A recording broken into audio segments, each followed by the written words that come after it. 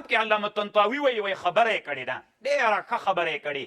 کاشکې دې موږ د افغانستان فضا داسې جوړوئ چې د ده خبرو ته نن غوږ ونیسئ طالبانو. کاشکې داسې فضا جوړوئ چې ورځ تر بلې مو نوي تحقیقات کولی ټول عمر طالبان. اوس مثلا زه یم دا مې خدا څوم کال دی چې زه به ذاتي بخاري درسوم طالبان که نه، ټول عمر مې په همدې باندې تیر سي او 15 کتابه راکړي ټوله ورځ مې په دې تېرېږي. نو داسې چې ما نوي نوي تحقیقات کولی، نوي څېړنې مې کولی، انسانان مې مترقي کولی، تاسې اوس خبرې ته غوږ ونیسئ. نه تنها ما ټولو علماو داسې کولی نو موږ به مترقي تللو.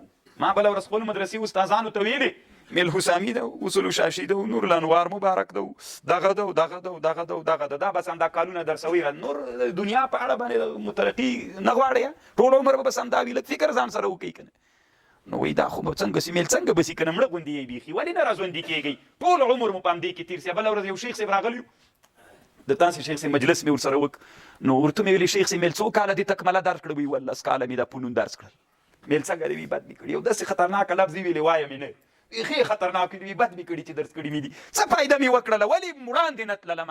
18 کاله مې همدا کتاب کال کې خلاصوه، ټکټر باډۍ ډکوه بېرته خالي کوه، ډکوه یې بېرته خالي کوه. دا نو څه ای پښمان یم، قسم په الله پښمان یم، کاشکې مې نه و درس کړي. ښه ملا هم ده، داسې نه چې ښه ملا نه ده، سم ملا ده. اوس تاسې مسلو افلاطونیو نه یو مثال واورئ. وایي په مسلو افلاطونیو کې جمهوریت افلاطون په دې کتاب کې یوه خبر لیکلی. یو مثال له دې مثالونه داسې ده. د مځکې لاندې یوه تاخانه ده، د مځکې لاندې سرداب د تاخانه خو پېژنئ که نه؟ دا لاندې ده تاکاوي، او په دې تاخانه کې طالبانو انسانان دي. ښه ورته متوجه سئ طالبانو که نه چې بیا بریلویان نه سئ. ښه یې واورئ، ځکه بریلویان درته وایم طالبانو چې دا فکرې مو داسې دی چې د مځکې لاندې ژوند وکئ، پورته راونه خېزېږئ. تاسې ورته ګورئ طالبانو ابراهیم علیه السلام ته الله وایي ما ملکوت اسمانونو ور وښوده دې دپاره چې یقین یې زیات سي. له مځکې نه مې اسمانونو ته پورته لوړ مې کړ. نو دی وایي علامه طنطاوي وی هلته یو مثال ذکر کوي. د مځکې لاندې یوه غټه تاخانه ده او په دې کې خلک اوسېږي، خو دا تاخانه ډېره ښه جوړه ده، ښه دیوالونه یې جوړ دي. لکه په دې پکتیا ځاځي اریوب کې د جهاد د وخت هغه دي سمڅې دي، ډېرې ښې جوړې کړي ان د هغه پکې سترکاشیانې پکې لګېدلي. نو داسې په دې تاخانو کې انسانان اوسېږي، او دا انسانان دلته د حیوان د نباتاتو عکسونه هم شته ده، رسمونه جوړ سوي. شپه ورځ دلته اور بل ده، لرګي راوړي او دې تاخانه کې اور بل ده. څنګ دې تاخانې ته نو هغې د رڼا دې وجې نه بس دوی خوشحاله دي، ټول ژوند یې دلته تېر کړ دې تاخانه کې. افلاطون وایي او علامه طنطاوي وایي طالبانو وایي دا کتاب چې ده په انګلترا او المانیا او فرانسې کې یو څه فصلونه لپاره د علومو لپاره د طلبو د علومو او تربیت اخلاقو د تلاميذو لپاره لاسیما لطلبه المدارس المعلمین لپاره دا درسیږي. وایي نو دا کتاب بیا دلته ټول ژوند دلته تېر کړی. همغه نقشو ته ګوري که نه، هغه عکسونه د غواو د نباتاتو د ونو او د مر یې نه ده لیدلی، رڼا یې نه ده لیدلې، ښکلا یې نه ده لیدلې، ژوند یې نه ده لیدلی. یو ورځ داسې یو څوک پې باندې تېرېدل څه ورته وایي؟ وایي دا چی دي، دا خو مثل ده، دا صورتونه دي، امثال دي، حقیقت ته راوځئ. کوم حقیقت یادوي؟ مازغه دي خراب دي، خو تاسې خو راوځئ حقیقت ته که نه، چې حقیقت ته راووتل طالبانو.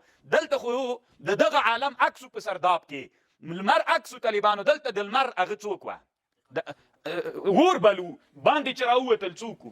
حقیقت لمر ونې وي، ګیاوې وي، اوبه ولې د شپې د ستورو ښکلا وله. نو چې دا یې ولیدل نو هغه حکیمان د دې سرداب حکیمان چې ول نو هغوی هم د خپل رعیت ته ویلې چې لیونیو تاسې په حقیقت کې نه اوسېږئ، د حقیقت نه نفع نه اخلئ، امثالو ته متوجه یئ، راوځئ له امثالو نه حقیقت ته راوځئ.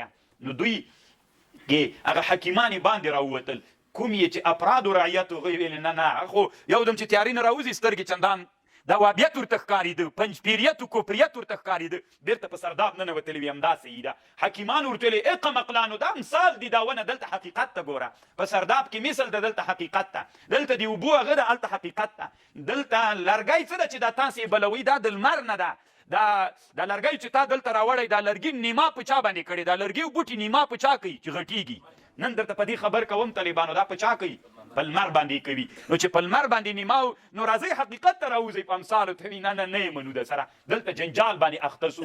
حکیمان ورته وایي حقیقت ته راوځئ، او څوک وایي د سرداب والا خلک تخانه کې چې پراته دي هغوی وایي موږ هلته اوسېږو. نو جنجال یې د طالبانو حکیمان یو راباسي پورته راجګوي، په حقیقي دنیا کې ګرځوي، هغوی ته هغې دنیا خوند ورکړی ده. نو علامه طنطاوي وایي دغه افلاطون چې کومه خبر کړې دا کټ مټ د قرآن دغه خبره ده چې ابراهیم علیه السلام خبره یې کړې ده. دوی په سرداب کې پراته ول، دوی د بوتانو عبادت کو، د بوتانو د عبادت نه ابراهیم علیه السلام الله را پیدا کړ، داسې ورته دوی د بوت عبادت کو، ټول تمرکز یې په بوت باندې و. وکذلک نوری ابراهیم ملکوت السماوات والارض لیکون من الموقنین. ابراهیم علیه السلام راجګ سو، انسانان یې د بوت د عبادت نه حقیقت ته راوویستل. دا کټ مټ وایي هغه مثال ده عالم د ملکوت باندې الله دی وګرځو، عالم د ملکوت یې ولید. نو انسانان یې غوښتل چې له عالم د ملکوت ته راپورته سي، د سرداب نه راوځي، مثال حقیقت ویني، د حقیقت په دنیا کې وګرځېږي. خو بیا هم دنیا کې انسانان لا په جنجال پراته دي تر اوسه پورې. یو ملا لږ طرفه نارې راوهي وي، نه قرآن کې دا خبرې نشته ده، بل وایي چې نه بس همدغه 4-5 خبرې دي بس. نو تاسې وایي طالبانو دا یوه خبره سوله. او دی وایي طالبانو، علامه طنطاوي رحمه الله وایي د ده خبره به لږ طالبانو واورو، یو څو خبرې دلته کړي دي. دی وایي وروسته یو آیات راځي طالبانو هغې ته چې ورسېدو بیا به دا خبره بیرته دا نوره به درته پوره کړم، خو دا خبره له هغې سره وروستنۍ خبر چې کوم بیا له دې سره تړاو لري او هغې ته ورسېږو. وكذلك نري إبراهيم ملكوت السماوات والأرض وليكون من الموقنين. طالبان ورونو تاسو خدا ومنئ کله چې مطالعې ته کښېنئ که نه دومره خوند کوي چې قرآن باندې څېړنې کوي، نوې څېړنې، هر تفسیر ګوري، خصوصا هغه تفسیر چې معاصرې نړۍ کې اسلامي امت علماو جوړ کړي دي. بیخي سړی له خونده نه مړېږي ورځ تر بلې. د ده رایه دا ده امام طنطاوي دی په آخره زمانه کې به قرآن راسپړل کېږي، تر څو چې دنیا آخر ته ځي قرآن به راسپړل کېږي. الاسلام بدأ غریبا وسيعود كما بدأ، دلته به بیا همغه حالت ته اسلام راځي. وليكون من الموقنين. فلما جن عليه الليل کله چې تیار سوه، فلما جن کله چې تیار سوه په ده باندې شپه، رأى كوكبا ویلید ستوری، قال هذا ربي ویلی ابراهیم علیه السلام دا دی ما رب ده. فلما افل کله چې وغورځید، قال ویلی لا احب الآفلین،